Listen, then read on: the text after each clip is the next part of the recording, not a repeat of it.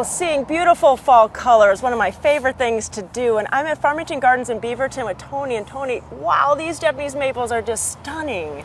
They are definitely looking good this time of the year. It's a time to look for a maple, actually, if you really want to see what it's really going to do in the fall. Yeah, so let's go and talk all about these varieties because you've picked out some stunning ones.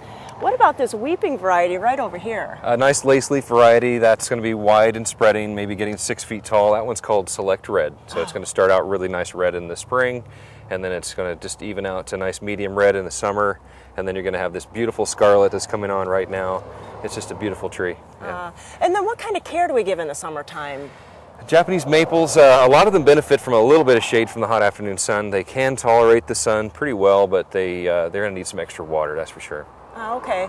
And then maybe some tips on how to get them to keep these nice colors. Is it just dependent on the weather? I think a lot of it could have to do with the weather, cold, how it comes to us, how much rain we get, and things like that. But fertilizer would be something to want to cut out probably by the middle of the summer, sometime in July.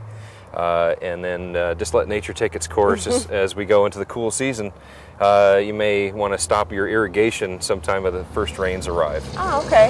Well, let's talk some more about varieties because this one is so cute, this little short one here. Beautiful little compact dwarf variety called Coonara Pygmy. It's growing about 5 feet tall and wide in a nice globe shape.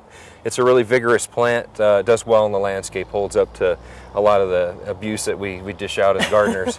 Well, we want them to be easy too and to enjoy them. Oh, that's right, yeah. And then we have the Sango Kaku, or otherwise known as coral bark. This is one of the all-stars of the Japanese maple family, especially in the fall, and then even going into the winter months with this one.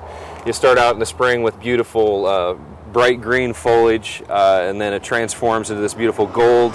So sometimes even some orange and some red on the tree as you're going into just a touch, just enough to give it a splash there. But it's a beautiful tree going into the winter months because the new growth, all the upper branches glow with this sort of coral color. Beautiful. Beautiful tree. Really an all-season kind of tree, something always going on. Yeah. And this one behind you, that is this bright iridescent lemon lime.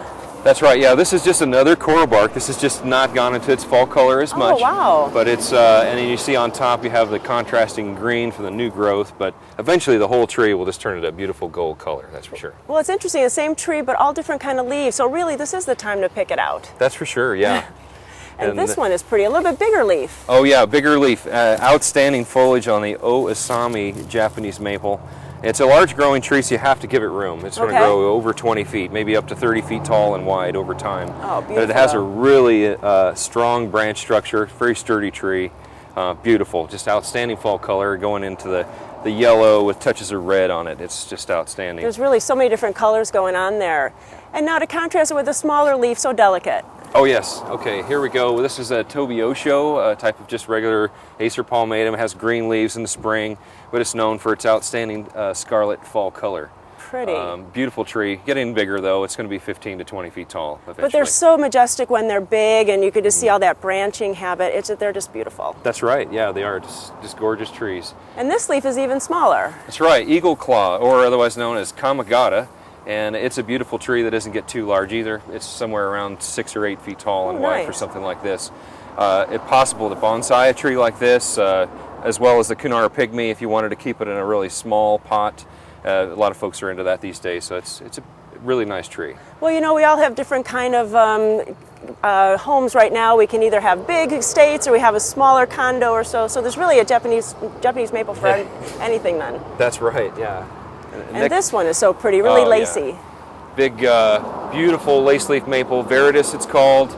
Starts out beautiful bright green in the spring, it holds that through the summer, and then just comes alive with this beautiful gold and orange fall color. Sometimes you even get some touches of red on it as well, but it's going to be larger in the sense that it's going to spread out. So like the Select Red, probably 10, 12-foot spread, and you possibly 6 feet tall. Oh, wow. So really, at Farmington Gardens, there's really something for everybody in the Japanese maple line. If you have a big, huge yard or you want something very small, there's really something for everyone. Well, thank you so much.